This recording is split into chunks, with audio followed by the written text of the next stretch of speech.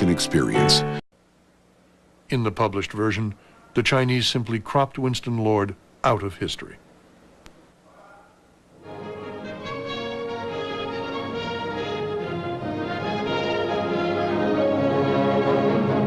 For Americans back home, it was breakfast time as they watched live television coverage of the welcoming banquet in the Great Hall of the People.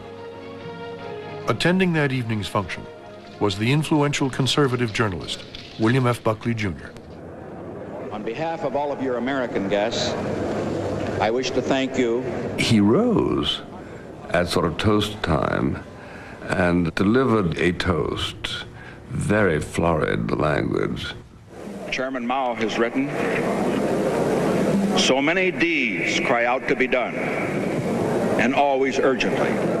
There was, I kid you not, a fleeting reference to George Washington and his similarities to Mao Zedong.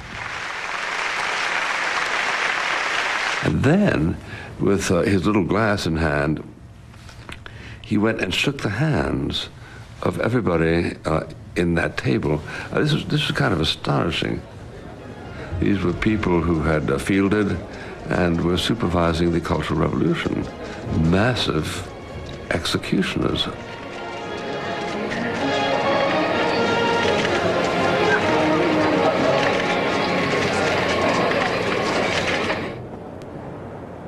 The next day, Nixon visited the Great Wall. 今天我们都到了长城了，我们都是英雄啊。 Chairman Mao says, "You're not a man until you've climbed to the top." We will not climb to the top today. We are already meeting at the summit.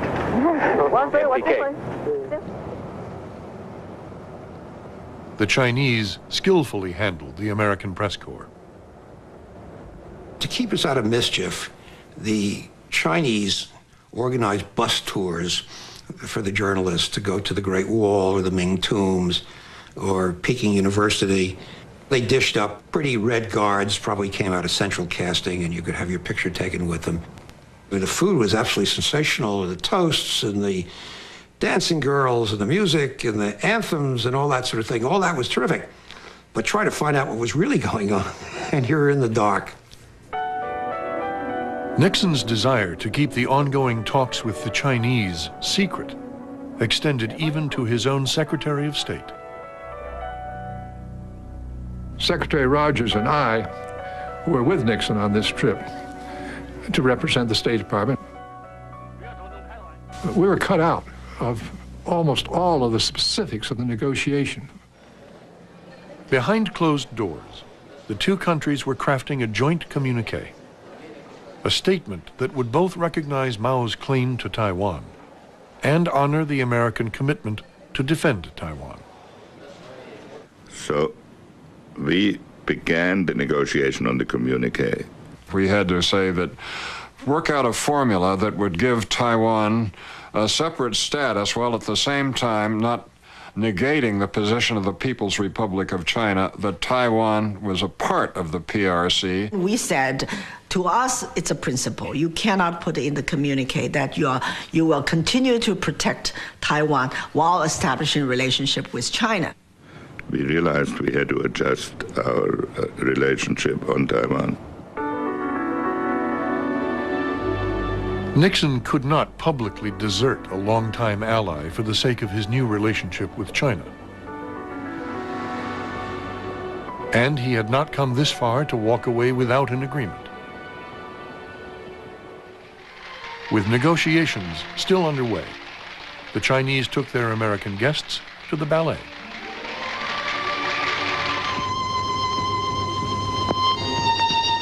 Nixon's private notes, handwritten in preparation for his meeting with Zhou Enlai, confirm his intention to back away from Taiwan.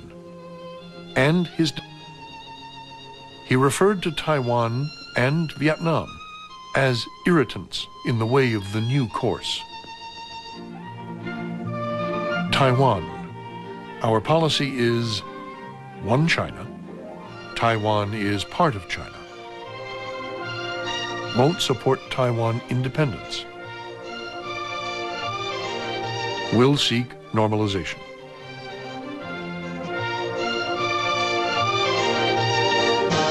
Nixon added, "But if it appears we sold out Taiwan, left, egged on by Soviets, and right, will make it an issue.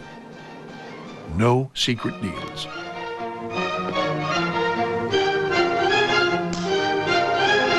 The ballet was written by Mao's wife, Jiang Jing, a hardliner. Nixon found her unpleasantly abrasive and aggressive. "Why didn't you come to China before?" she asked.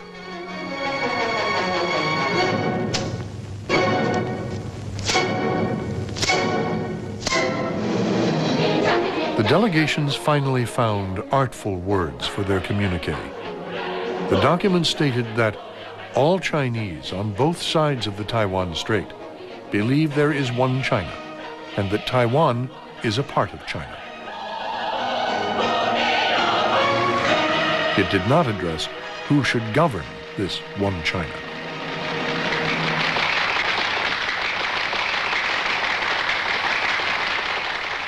We've approved the communique with the Chinese. The President approves it in the middle of the night.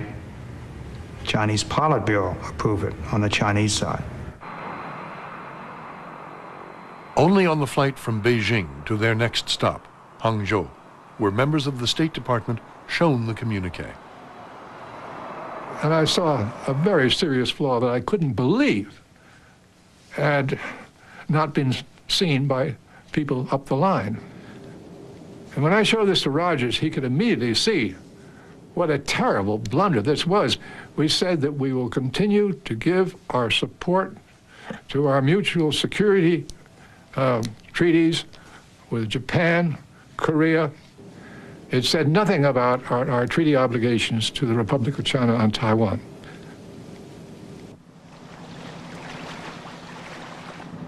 Rogers and Green knew that a firestorm of protest would result if the communique stayed as it was. But they also knew the negotiations had been concluded. You could feel that although everybody was smiling, everybody, Nixon still did the tour of the park. You could see all those pictures of looking at the goldfish, and Kissinger and Nixon still, cracked jokes, but nobody felt easy. Rogers held his tongue until he returned to his villa. There, he summoned his whole departmental team. When I got there to their villa, they were very heatedly talking about something. I'm sure, they were taking some action, Rogers tried to get Nixon, and he got Haldeman on the line. And Haldeman said, "Oh, the president is sleeping, he's tired, and can't be disturbed." But Rogers said, "This is a matter of critical importance, immediate importance." They probably shouldn't have said anything in front of the Chinese, but they were too excited that they couldn't really stop themselves. This is outrageous. The Secretary of State, the President's principal advisor under the Constitution on Foreign Affairs, not having access to the President at a critical moment. They were saying that we cannot accept that. How could it be that it was agreed without letting us know? Following that evening's banquet, Rogers confronted Kissinger.